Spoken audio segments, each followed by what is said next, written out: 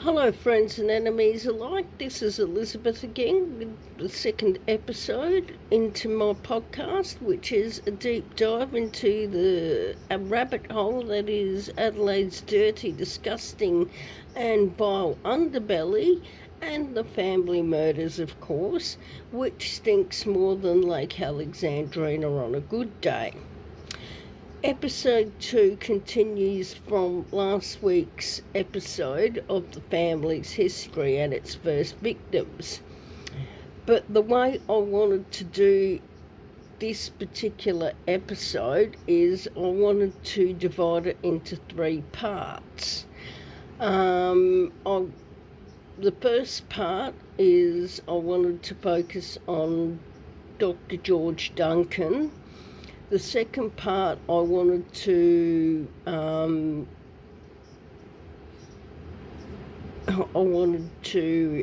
focus on Roger James, and the third part, I wanted to focus on the testimony of Vice Squad member at the time, Mick O'Shea, whose job it was to clean up Adelaide's streets of prostitutes, illegal gambling, homosexuals, and anything else that the general public found repugnant.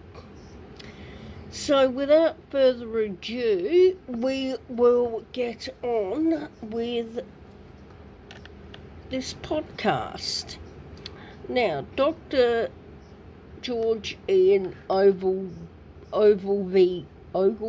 Duncan was born on the 20th of July 1930, and he very unfortunately died on the 10th of May 1972.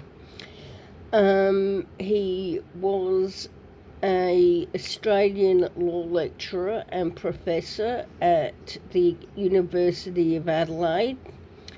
And, of course, as we all know, he drowned in 1972 after being thrown into the River Torrens by a group of men believed to be police officers. Gee, that doesn't sound like Sapol, does it? I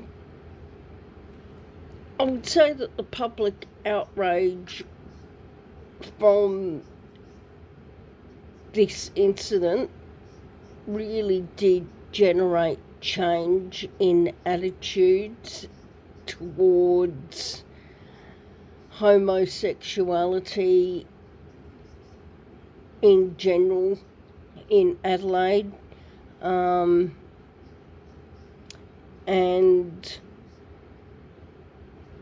it led to Parliament passing laws which led to South Australia becoming the very first Australian state to decriminalise homosexuality. Didn't mean it was illegal, it was decriminalised. So, who was Dr. George? Who was Dr. George Duncan? Well, Dr. George Duncan was born on the 20th of July 1930, like I just said, at Golders Green in London. And he was the only child of New Zealand-born parents, Ronald Ogilvie Duncan, and his second wife, Hazel Kerr Nee Martell. When he was young, Ronald Ogilvie Duncan and his wife went and brought Roger to Australia, and they settled in Victoria in 1937. Dr. Duncan attended the very prestigious Melbourne Grammar School, and he graduated with a Dux in 1947. For those of you who don't know, that was very high scores. And he went to university and took an honours degree in classical philology at the University of Melbourne. Duncan's studies were interrupted in 1950 after contracting tuberculosis. Because he had tuberculosis, he had to have one of his lungs removed, which greatly contributed to his death. If he had both lungs, he may have lived after being pushed in the river. We just don't know. In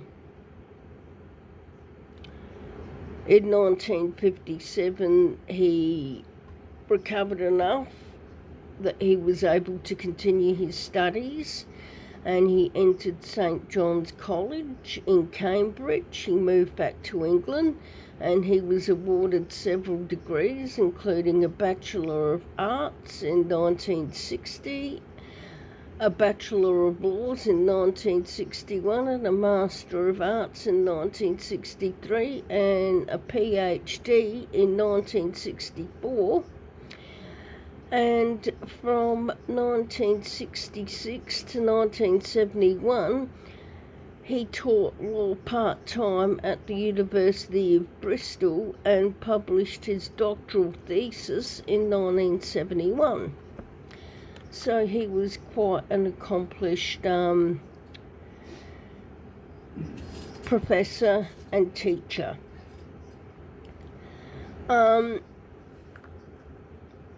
From what I understand, Adelaide University had an opening for a job as a lecturer in the law faculty, and Dr. Duncan went and applied for that job, and he got that job, returning to Australia on the 25th of March 1972 to take that job up at the University of Adelaide.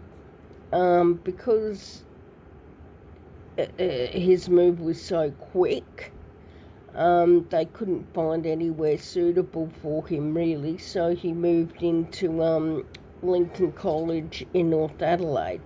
Now, those of you who don't know, Lincoln College is like a boarding house and dormitories for students who have had to travel from the country or interstate or overseas to study at university, and the property is actually owned by the University of Adelaide.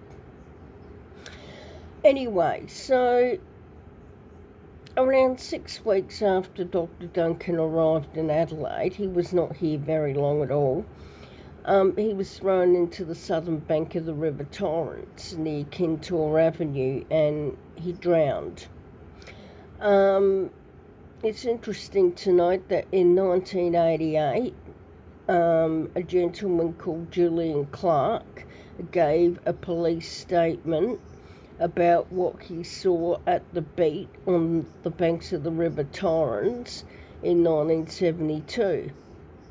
On that night, Dr. Duncan basically left his lodgings and decided to walk to Beat 1, which was at Jolly's Boathouse, at the toilets, and it was there that he was beaten up. But Mr. Clark says that he heard screaming and he saw a group of men throw 2 other men in the river. He said members of the group then punched him and told him to fuck off before the same happened to him.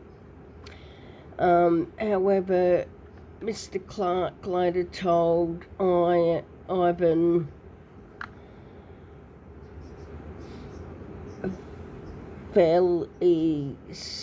Velastati, I'm sorry for my bad pronunciation, Velastati, he saw 3 police officers attack Duncan. 2 of them held Dr. Duncan, and Julian heard bones breaking and the men shouting and yelling. As homosexuality was still illegal in South Australia at the time, there was really nothing Mr. Clark could do. He couldn't go to the cops and say what he heard and what he saw without, of course, implicating himself and getting himself arrested. So he decided to do what he thought was right at the time and say nothing.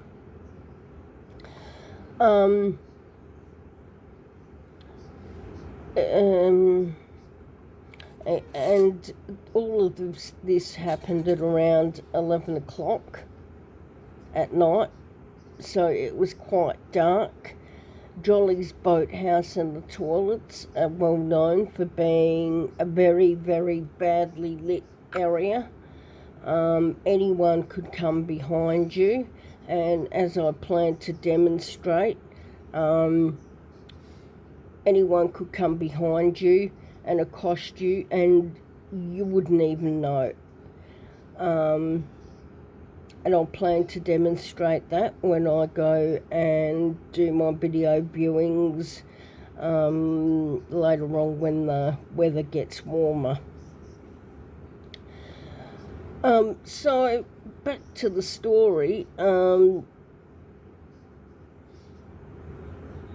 So on the 10th, Duncan and Roger James and a third unidentified man were all thrown into the river by a group of men in separate incidences.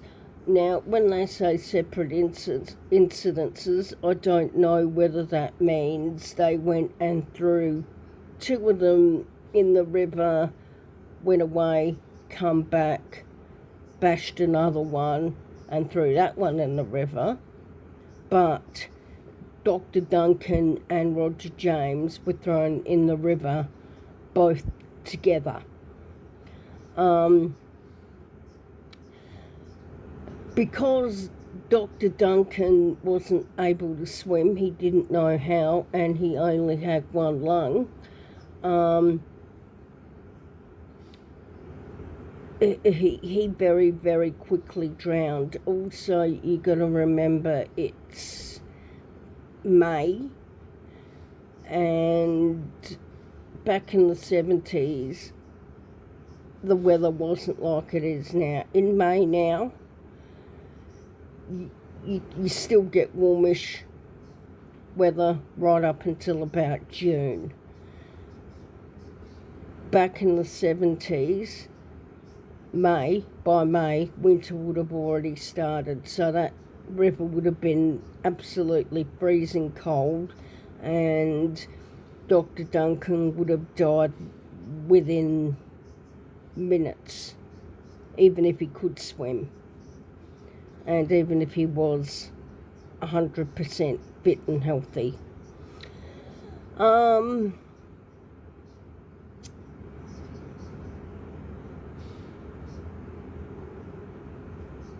And one of the perpetrators,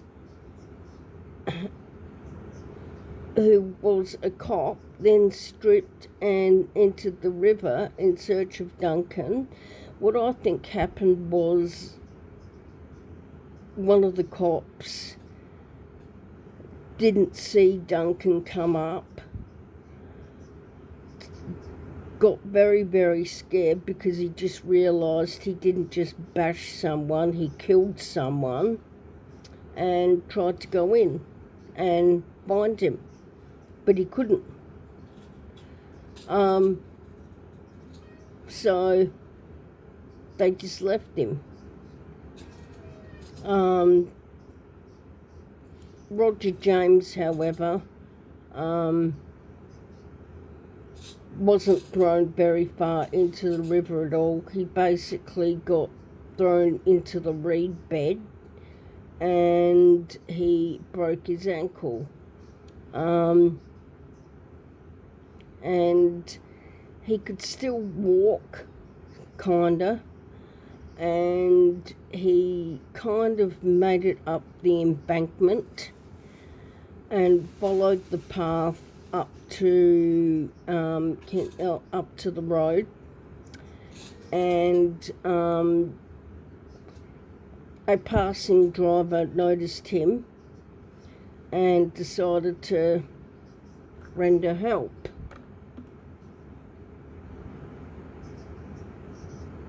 Now, this Good Samaritan, if you can even call him that, was none other than Bevan Spencer von Einem. Now, I'm sure that Bevan Spencer von Einem was not driving down the street that night because he couldn't sleep or because he was looking for something to do. No, he was driving down that street looking for action, and he happened to come across this scene.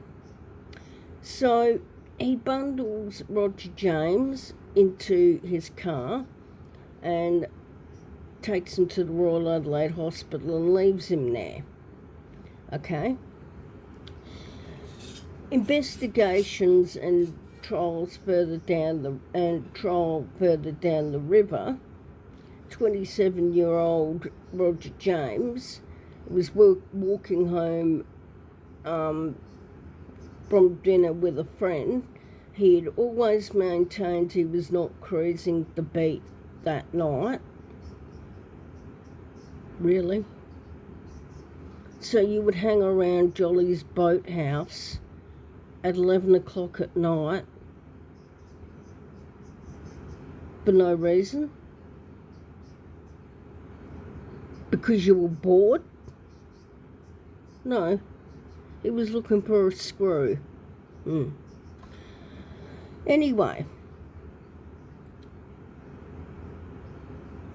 and Roger James never denied being at Beats, but he just said that he wasn't going to score some action that particular night. I find that story very hard to believe. Further on.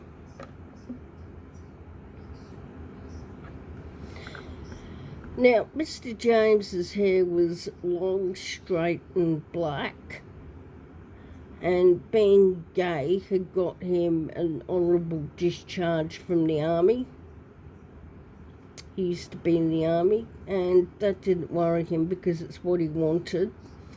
It also got him sacked from a job at a pharmaceutical company, which he didn't want anyway, and it got him an occasional TV star boyfriend, cabaret singer, called, I'm not sure how you say this, Tony Monopoly or Tony Monopoly, with whom he lived with. That was his live-in boyfriend and lover. James had only ever given one public interview about the night that was going to change everything for all gay men in the state. And all he said was, suddenly there was a person behind me and they sort of said, do you give it or take it? Well, if that isn't a proposition, then what is? He told ABC's Simon Royal in 2005, right at the same time a group of men came towards him along the path, and just as they drew level, you got to know that this path is very it's very steep, it's very uneven, and the embankment going down to the river can be quite steep in places. There's been several babies that have drowned in prams and pushers as their parents have taken them down the trail of the embankment. So precautions have been put in place now, so that can't happen.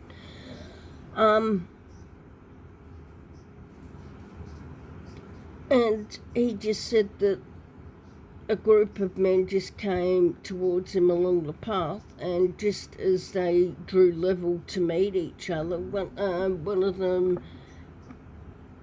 was thrown in the river.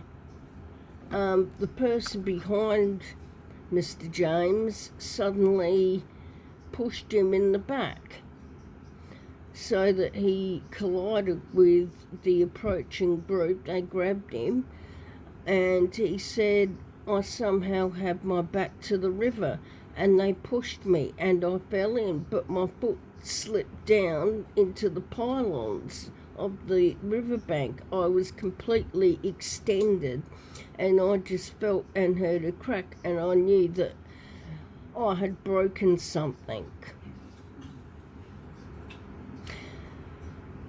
If I knew that someone was walking behind me, I would at least make the effort to turn around and see who or what it was. Being late at night, 11 o'clock, walking in a unlit area, I would definitely do that. Anyway. Whilst Mr. James was in the water, he claims that he looked around and saw the top of the head of another man who had been thrown in. Mr. James is saying that there was no struggle or anything, and that he just slipped away. He just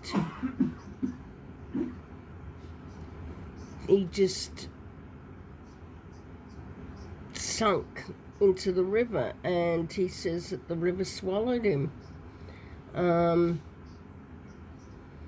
And one of the attackers stripped down to his underwear and dived in as if to rescue the other man, but he'd gone. I mean, of course, Mr. Duncan had gone. Mr. Duncan couldn't swim. He couldn't even doggy paddle. And he was quite far away from the bank.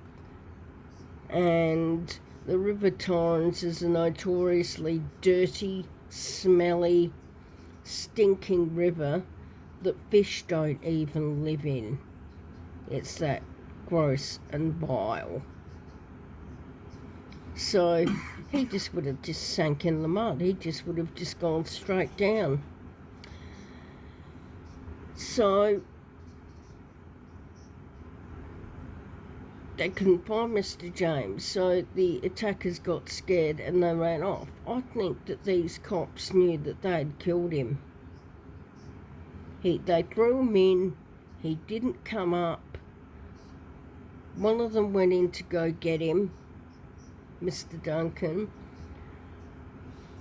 They couldn't see because there was no lighting, and he just disappeared. They got frightened.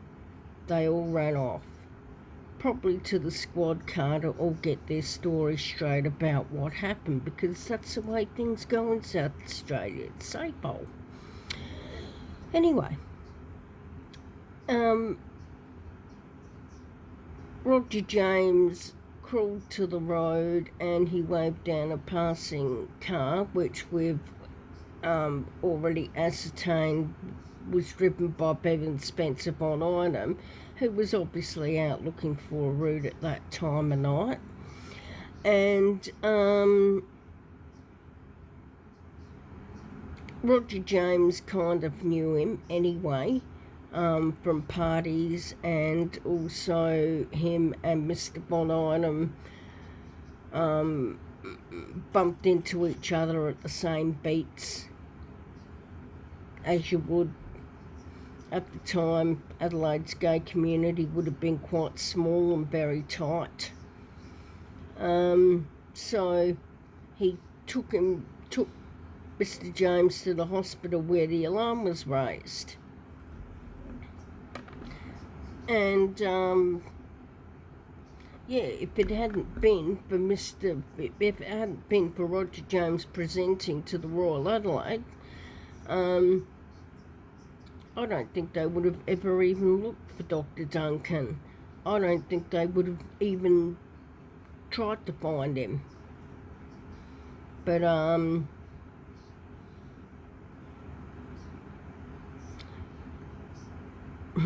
at that point, Roger had no choice but to go and relay his narrative of the event because, well, he was busted. He was in there soaking wet, getting his ankle treated. Of course, the doctors are going to question him about why he's soaking wet and why he stinks of mud and other crap. And yeah, they would have called the police. I believe the doctors would have called the police about that. So, anyway, finally, Dr. Duncan's body had surfaced a week or so later. Funny about that. So Mick O'Shea of the Vice Squad arrived at the river the following day, unaware that anything had happened the previous night, or anything. And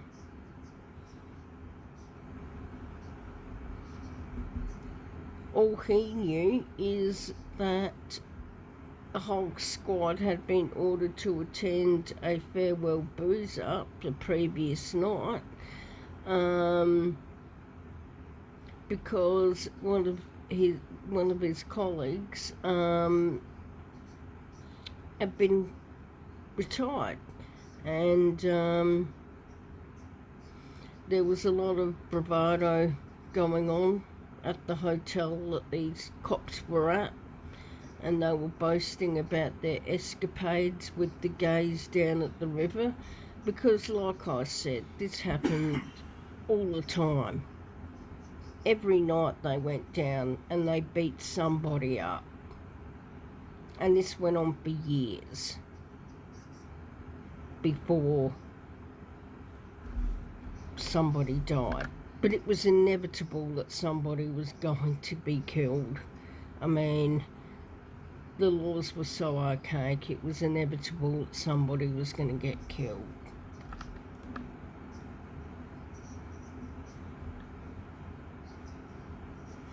Anyway, so the party finished and everyone had left the pub at around 10. But in a small town coincidence, and in this place, there's nothing really coincidental about this place, everything fits. When Mr. O'Shea left, more than an hour later, he pulled up at the traffic lights, and he was still in the city.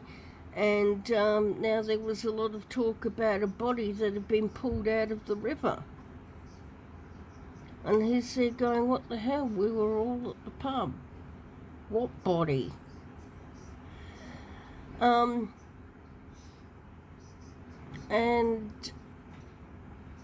it was known right from the beginning that the Vice Squad officers were the chief suspects in the murder, according to Mr. O'Shea.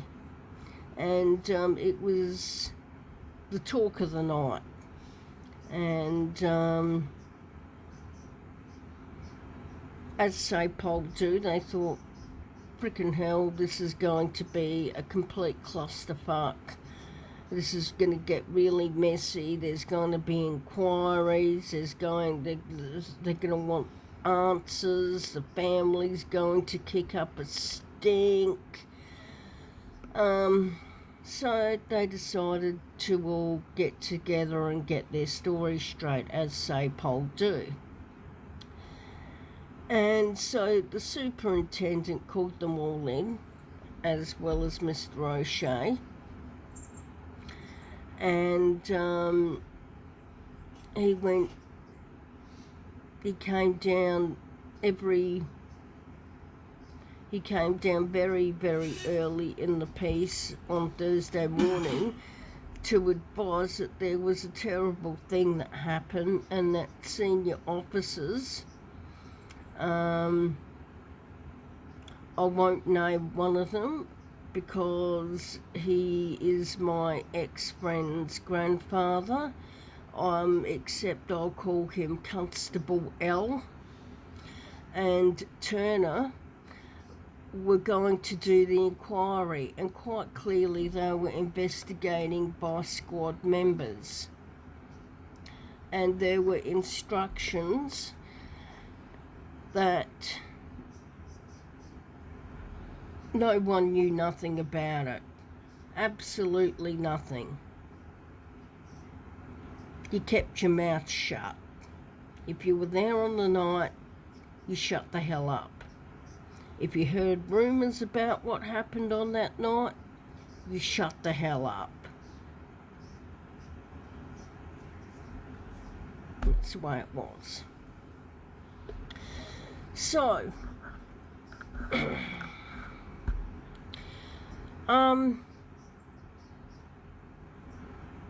took a couple days to identify Mr. Duncan because of the decomposition, and also he'd been in the water for quite some time, and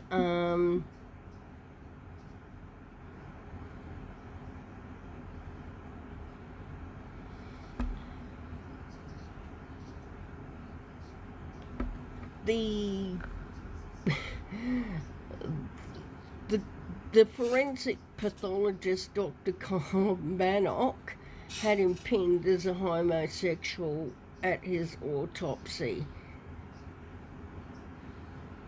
owing to the funnel shape of his arsehole. So this guy gets murdered, beaten and murdered, thrown into a river, and all this coroner can say is, well, we know he's gay because he's got a funnel-shaped arsehole. Does that make it right? So anyway, while the vice squad were acting stupid and dumb, like they knew nothing, Mr. O'Shea didn't report seeing them in the city. He said there was no party or anything of that nature.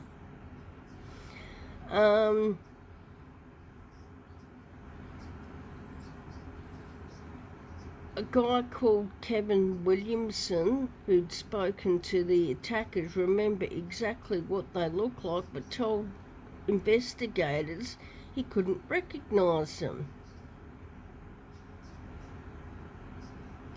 Gee, that's a surprise, isn't it?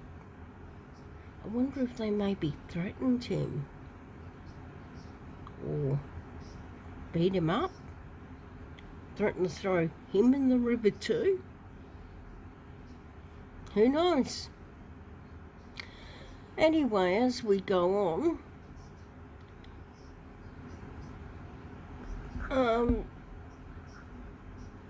Mr. Williamson suddenly got an attack of amnesia and couldn't recognise anybody or anything of that night.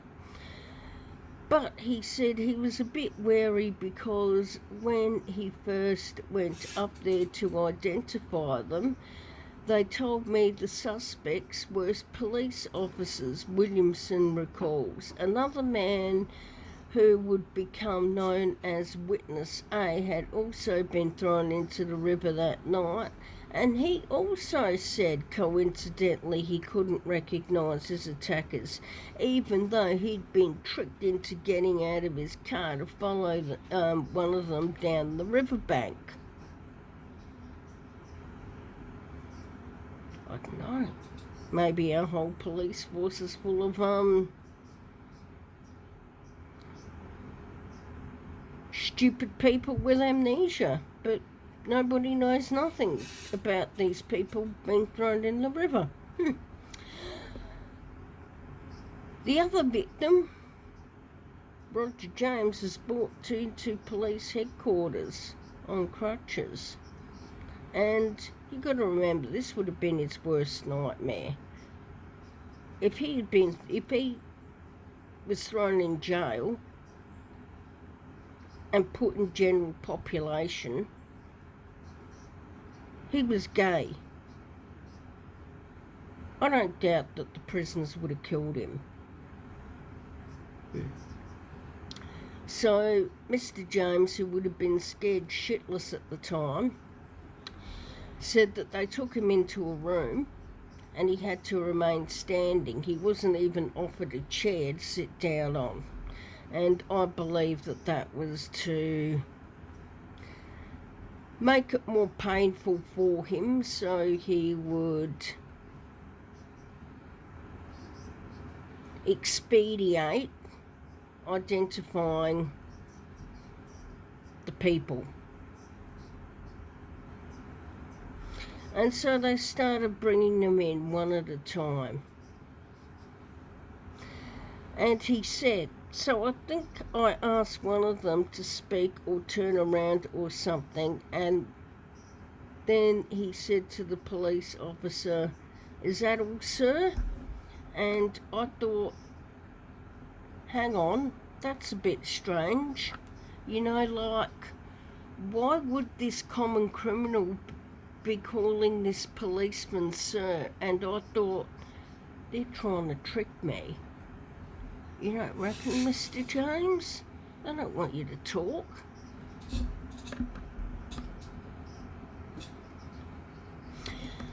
So, Mr. James has suggested elsewhere that his fear that the police were trying to discredit him by having him identify an innocent officer made him clam up, which you would. I mean, they didn't treat him very, very nicely in the first place. You bring someone in for questioning and you want them to talk about a crime, you make them as comfortable as possible, not make them stand on their frickin' broken ankle and bring all these nuances in and then ask him to identify them, where he clearly went and said right at the beginning they were coming from behind him and they kicked him into the river.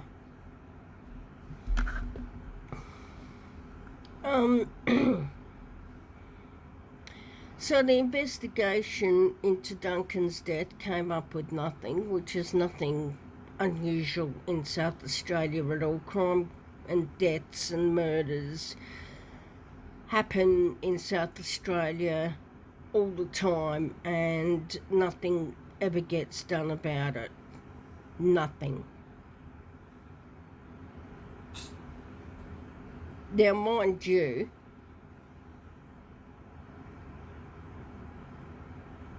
some of these murders could be very easily solved and wound up, and people who were walking around in this community who shouldn't be held to account and put in jail. But that just isn't the way things work in South Australia. No, not by any degree at all. So, Mr. Duncan's murder comes up as a cold case, and that's where it would have ended. But word got around that the police were suspects.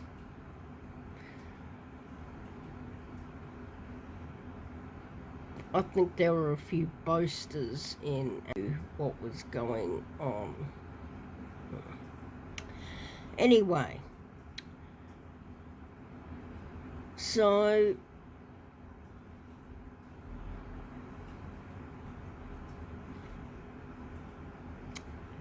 Dr. Duncan's bosses, the head of law at Adelaide University,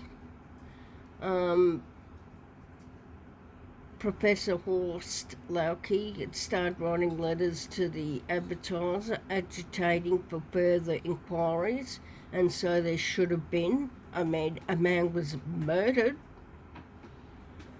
An inquest was called, and sensationally, the 3 officers suspected of involvement refused to give evidence on the ground it might incriminate them. Really? Wow. Your other option would have been to be men about it, put your big girl panties on, admit to what you did, and confess that you killed an innocent man after you went on a bender at a hotel. Anyway, the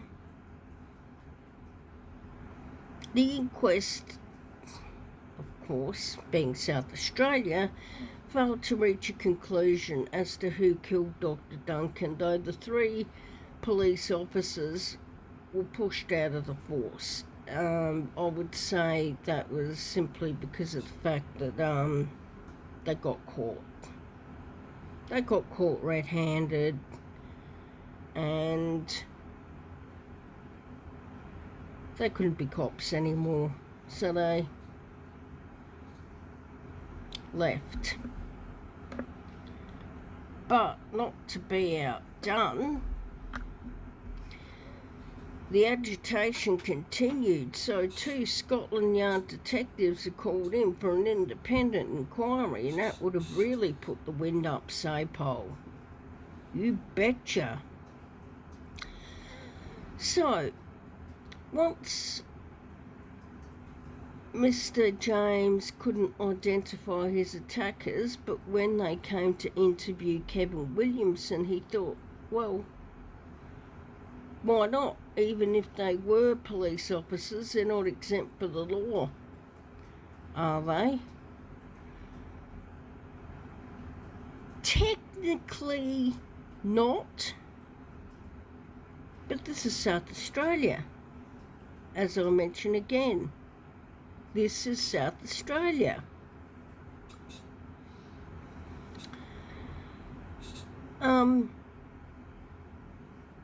He admitted that he did in fact recognise 2 of the attackers and picked out 2 Vice Squad members.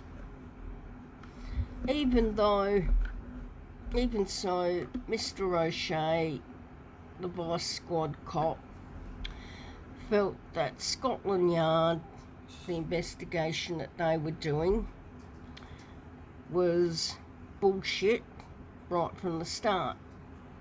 And he said, I used to drink with them every bloody night at the Crown and Sceptre. Absolutely fantastic pub, by the way.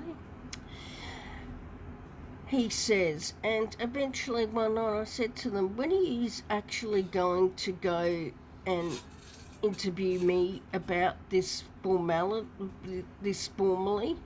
And they said, we're not. You've said too much already. In other words, we don't want you to tell us the story.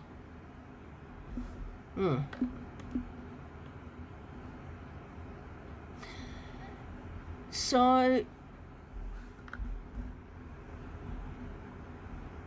it came down to, and what it boiled down to was They said there was no real intentions of causing anyone's death. This was just merely a high-spirited frolic that went wrong.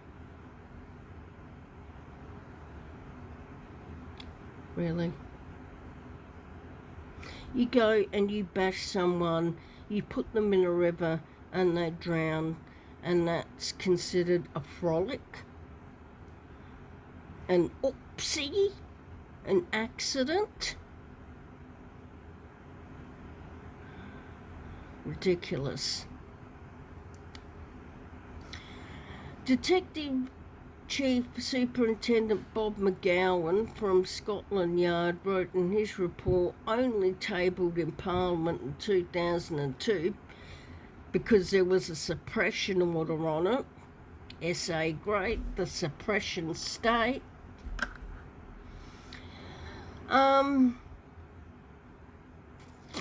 In 2002, it was released after successive governments refused to release it. And it said that Michael Keith Clayton, Francis John Corley, and Brian Edwin Hudson took part, all of them, possibly with others, in throwing Dr. Duncan, Roger James, and Witness A into the water in a drunken bender.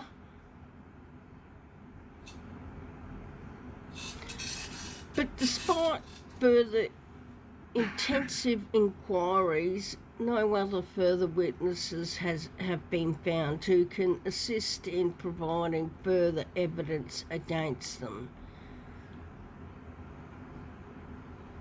Hang on. Is there something wrong here? Isn't it the police's job to go and find evidence of a murder at all costs? Isn't that what they're paid to do? Not go and throw gay men into a river to drown?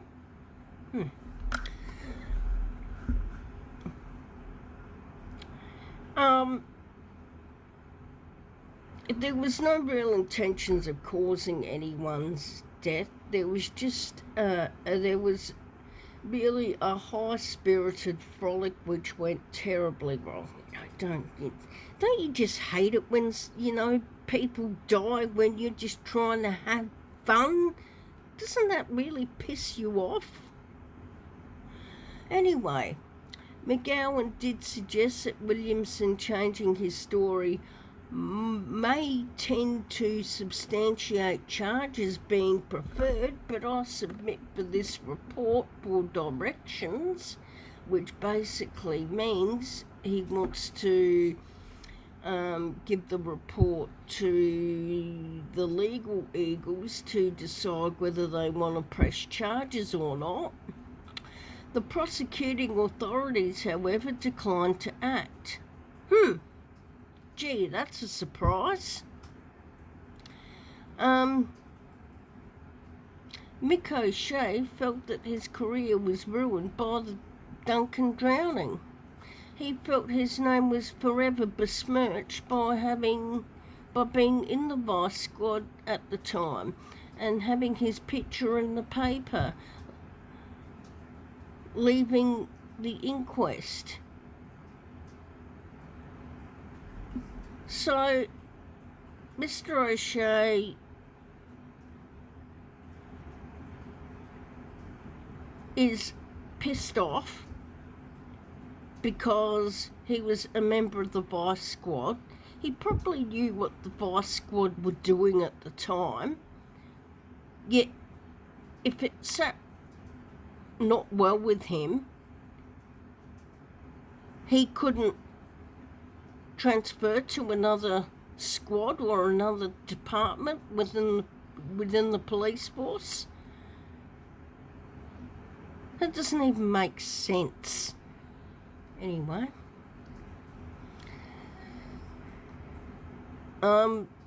people thought he was one of the suspects, but he battled away for a decade.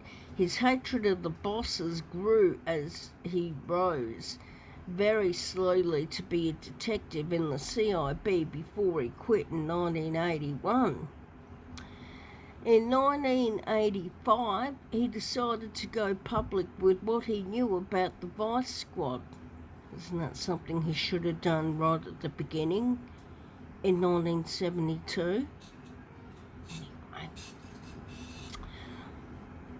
about the Vice Squad culture and the events of that night. It led to another investigation, and this time 3 former Vice Squad men were charged in 1988 with manslaughter, and not before time. The charges against Hudson were dropped, and some 16 years after the event, Clayton and Corley were found not guilty. 16 years? Not guilty?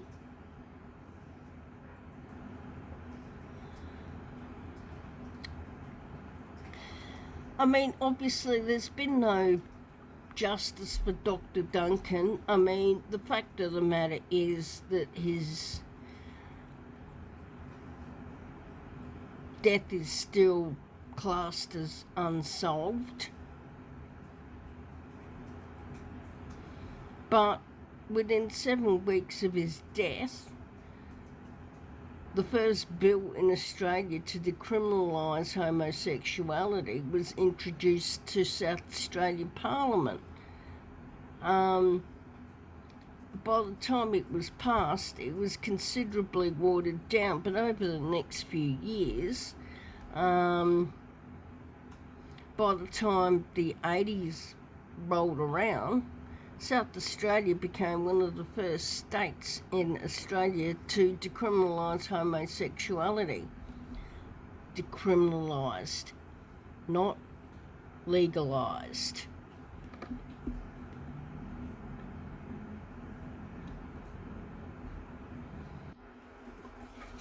So, as we go on, after James and other witnesses declined to identify the attackers, reportedly in fear of their lives, the Premier of South Australian, no other than Don Dunstan, we'll get on to that whole lot of wrong in a minute, offered government protection to witnesses who came forward. Within days of the murder, it was suspected that the group of men who killed Duncan were 3 senior Vice Squad officers. Witnesses claimed that the detectives were also accompanied by a tall civilian who was never identified.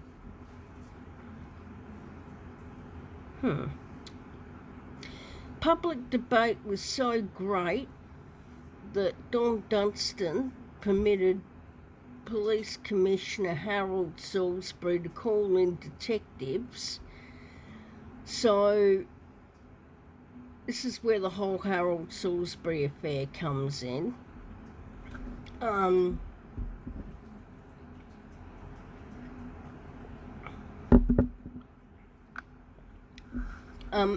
Harold Salisbury was the one who called in the detectives from Scotland Yard to investigate Mr. Duncan's death. And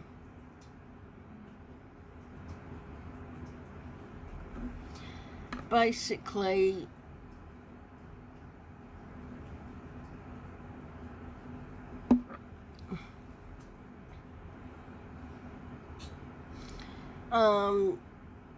further detectives also were called upon to give evidence at the coronial inquiry, but refused to answer any questions because they didn't have to.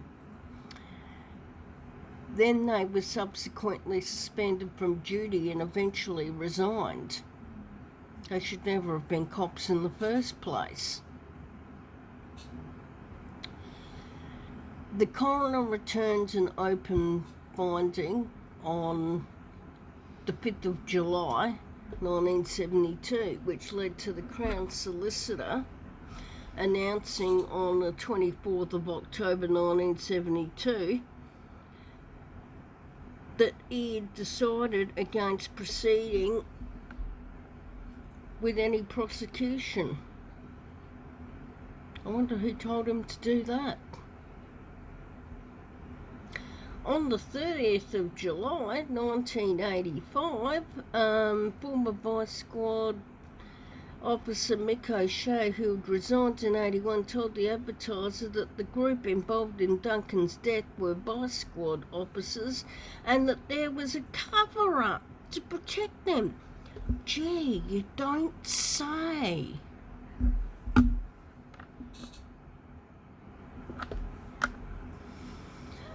That there was a cover-up to protect them. On the 5th of February 1986, Corley, Clayton and Hudson were charged with manslaughter of Duncan. Corley and Clayton eventually went to trial in 1988. Over 10 years later, with both being acquitted on charges on the 30th of September after refusing to testify. Doesn't that reek of guilt? If you were innocent, why would you have a problem with testifying? Why would you have a problem with putting forward where you were that night and what you were doing if you were innocent?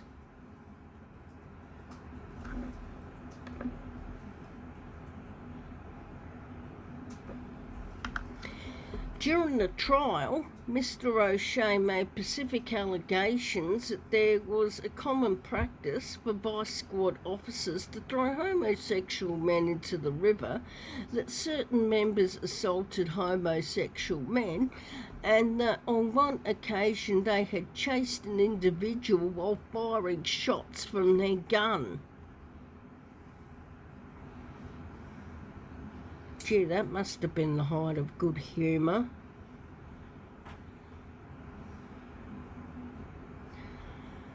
A further allegation was later raised that there had been an attempt to influence a juror to find the two officers charged not guilty. Well, we all knew that would happen, didn't we? This is South Australia. The police task force was set up, reporting to the SA Parliament in 1990 there was insufficient evidence to charge any person with the murder. Repeated calls for a royal commission have been ignored.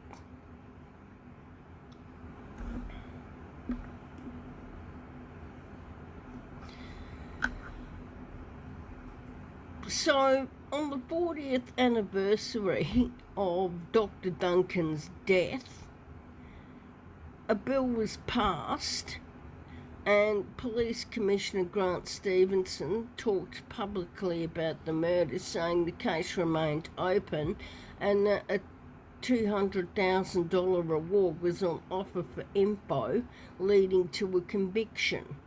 He also noted that the SAPOL was now an inclusive police force and had an excellent relationship with the gay community. I don't quite know what to say to that. Not only is that a slap in the face to Dr. Duncan, but that's also a slap in the face to his family, and it's also a slap in the face to the gay community. So, Dr. Duncan is only worth $200,000?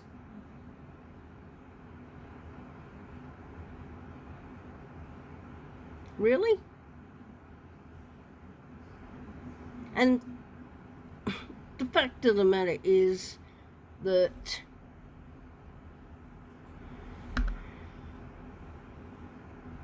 the fact of the matter is that nothing has changed in 40 years in Sapole. Nothing. Absolutely nothing.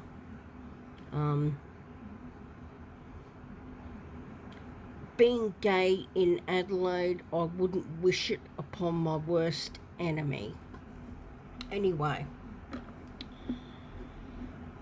further going along, the murder attracted national media coverage and public outrage, and so it should have. It should have made a lot of people angry. Here is a man who got killed by police on a drunken bender. They know who the perpetrators are. They know who the victims are. But they don't want to charge nobody. They've got evidence. They know who did it. They just don't want to get off their asses and charge anyone.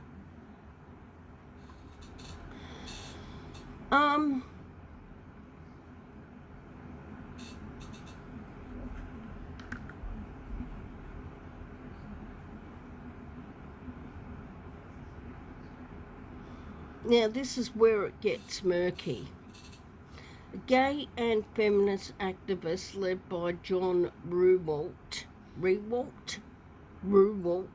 opened the Dr. Duncan Revolution Bookshop as an organising centre in June 1974 on King William Road, Hyde Park, also selling political books by mail order, which fulfilled its purpose and closed in May 1977, around the time a certain lawyer's house was built and was big enough to hold 4 people.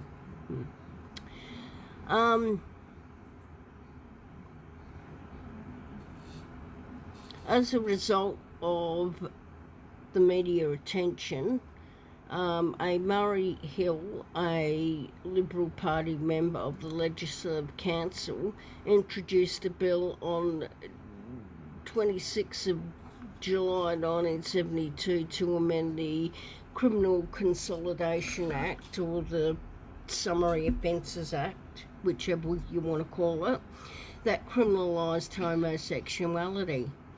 The amendment was assented to on the 9th of November 1972. However, a further amendment weakened it, so only a legal defence for homosexual acts committed in private. In 1973, the Labor member for Elizabeth, Peter Duncan, introduced the Criminal Law Sexual Offences Bill into Parliament, which, although passed by the lower house, was defeated twice in the Legislative Council.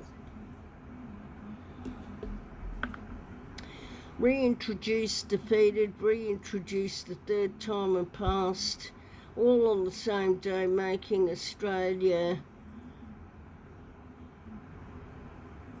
free of anti-homosexual laws and making it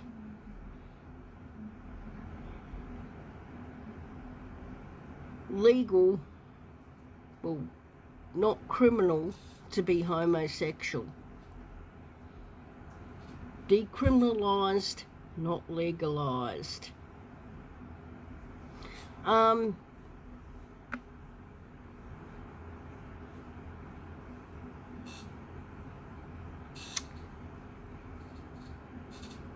Yeah, I could go on and on about this for days, but if any of the parties involved wish to contact me, and come and join me on my podcast. I'd love to have you. I'd love to hear your side of the story. I'd love to hear your narrative of what happened on that night. And I would love to hear what you have to say. Please do contact me. And on that note, guys, I shall leave you. Please wait with breathless anticipation for episode 3. Thanks. Bye.